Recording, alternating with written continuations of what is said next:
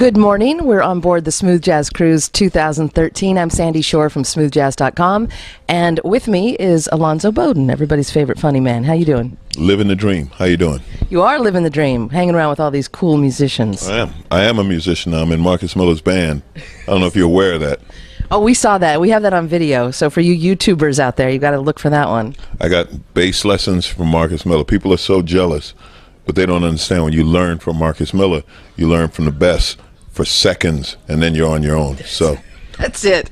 That's it. I'm going to hand the mic over to you, Alonzo. We're going to do a little recap here for you.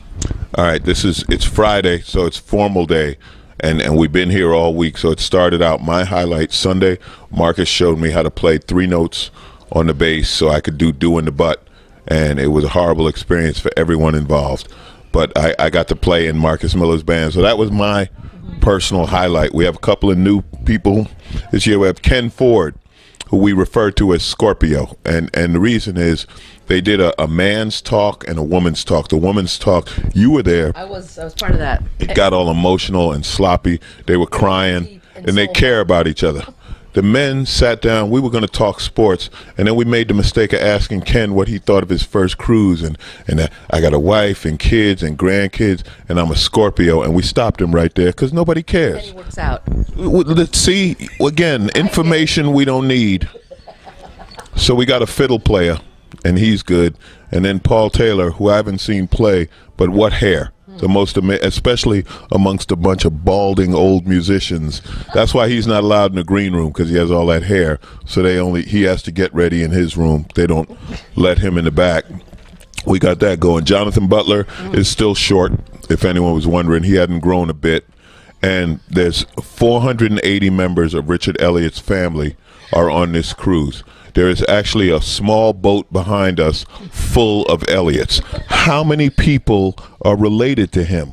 So many. There's honestly, everywhere you look, right now the camera's being held by an Elliott. They're everywhere. They're fantastic, and he's got a lot of talent in his family. His wife is hilarious. Camilla's just funny, but enough Elliotts. We'd like some paying passengers on the next cruise. So we're going to see what we can do about that. What else has gone on this week? Bob James and David Sanborn are here, and they're actually going to perform Double Vision if they remember it, because when they did the interview about how that record was made, a classic, one of the biggest selling jazz albums of all time, they remembered nothing about it. It was as if they weren't there. You know how bad their memory was? They were being cued by Marcus Miller. If you ever get to the point that Marcus Miller is cueing you on something other than music, you need help. You need to talk to someone. Candy Dulfer is here. Candy Dulfer's here, and she brought Bella, who's her guy. I think it's Bella. It's Bella to us. Oh, sorry. It's Bella to us.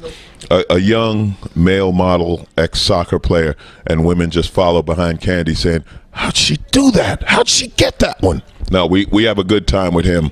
He's a great guy, and Candy's phenomenal, and Candy has more shoes than Richard has Elliotts. All right, that's what's going on here. That I would say that's a fair comparison. I'm trying to think who else we have. Steve Cole is great, and Raul Midon. Now, Raul Midon, if you've never seen him, he sings while he plays the guitar and plays the bongos, simply because he can't afford a band. He has to work alone and do it all himself. They should have a fund. We're going to set up a page on GoFundMe, and we're going to get a band for Raul. But in the meantime, he does it all by himself. We get some Kickstarter money. We'll do something for him, but he's doing it all. Jeff Golub has his seeing eye dog, and we've been seeing the dog without Jeff. The dog ain't get paid this week. That's what Jay said. Jay said the dog ain't been paid. The dog told us if you see Jeff, he's in the room. All right, so the dog's just walking around without Jeff. I never seen anything like it. I never saw a guide dog just abandon. He was like, Jeff got an assistant. I don't need to be here. So the dog's doing his own thing. Alex Hahn, brilliant saxophone player. He's in Marcus Miller's band. He's the youngest man on the ship. He is looking for, if there's any women out there under 30, just email Alex Hahn at helpme.com, because he's just wandering around with a saxophone asking women how old they are. It's a very awkward situation we got going on there. And I'm trying to think if I'm leaving anybody out. We have fantastic. We roasted Rick Braun, and I played bass with Marcus Miller, and I knew that was a joke. I didn't go make an album, but apparently when Rick sang, someone told him he was good, and we all had to suffer through that. So we think we put an end to it, and you'll thank us for it. Just buy the record. Who else do we have on board? You, by the way, are a great interviewer. Oh, well, I can see how see how Sandy got this job. George Benson's show was phenomenal. George and his band came on the ship for 2 days. Somehow Oscar Seaton made it through customs. No one knows how. I think when the dog sniffs your luggage and passes out, that's a pretty good clue. There's something there that George was, he lived up to the billing. All joking aside, yeah. George was phenomenal. Dave Sanborn, I love Dave Sanborn, not just for his music, but also for the fact he tells you the name of the song and he plays the song. He doesn't tell you who he met while he was writing the song and what country he was in and what happened that year. And some of them, they go on and on. They just, when I wrote, I don't care, play it. And Dave ain't got a lot of time. Dave like, this bang bang. And then he plays bang bang. That's it. He played the Chicago song. He ain't never been to Chicago in his life, and he won't even tell you the story of why. It's called the Chicago song. He plays the song. We all go home. Dave got to be in early. We love him. Love it. How about Angie? Angie Stone. Wow, Angie is singing. Angie sings those empowerment songs to women, like how to get rid of the first guy, and you got your own money and stuff like that. And the guys like there are a couple sitting there and the guy's enjoying the music, then suddenly he starts sweating. He's like, what did I do? Why Angie mad? And then his wife's looking at him like, yeah. And then he's on the 3rd floor buying jewelry, which you can get here. We have Tanzanite, and no one knows what it is, but it's 40% off. It's the only element known to man that is always on sale. No one has ever paid full price for Tanzanite. 40% off of what? We don't know, because no one ever paid full price. But it's 40% off. So after you see Angie and you feel guilty, you got to run upstairs, get a Tanzanite ring. Fortunately, it's at a discount. I think that's a good wrap up. I really do. All right. We've been working out. Marcus Miller has had us in the gym. Marcus does a combination of Insanity, P90X, and Navy SEALs body weight workout. He has worn Larry Bragg's out. Larry ain't no good no more. That's why Larry can't sing.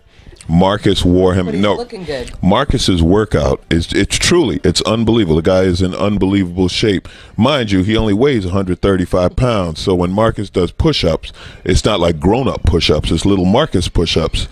Him and Bella are in great shape, and the rest of us are trying to keep up. But there was a whole circle of us working out in the gym. Looked like the yard at county jail.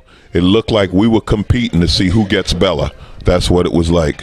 Yeah, only adults can watch this now. It just got weird for you, didn't it? It did get weird, but we're okay with that. We're okay with that. It's YouTube. All right. Yeah, there's no censorship on. No, we had fun working out in the gym. All of us this week, everybody worked out every day right up until today. So we're going to be able to fit our clothes tonight in formal night. Don't start on next week. That's too far from now. And then we've got the West Coast. We're going to be cruising the West Coast. If you're on the West Coast and you're like, I can afford a cruise, but I can't buy a plane ticket, we understand. So we're going to leave from San Diego, and we're going to go into the other side of Mexico. This time we went to Cozumel and Belize. And when we're in Cozumel, Larry Bragg's scooter broke down, and I had to tow his scooter with my scooter. And if you've ever seen anything to feel awkward, 2 large black men on dead scooters in Mexico. I know, it's like the opening chapter of a book that ends badly. It really is. It really is. But it didn't end that badly. It didn't end that badly. Yeah, thank God. Did you see the horse in Cozumel? No. Oh, the horse was like, you got any spare change? It's the first time I had a horse ask me for spare change to help him out. Did he have Things are rough. Oh, no, he was looking for some cash. His cousin's wearing stripes. He's the zebra in Belize. Okay. All right. Most of my interviews, I try to hide the laughter, but with you, I'm just, I can't help it. It's what I do. It's an easy one. I'm going to give you some of the great compliments I've received on this cruise. Someone said I'm the best comedian on this ship. I'm the only comedian on this ship. There's 100 musicians and me, but I'm the best at what I do. And then some people like, you are so much better than you used to be. Yeah, because see, I used to suck, and now I've worked my way up to average. That's what they're saying. I'm a solid average now, and 10 more cruises, I might even be good. So.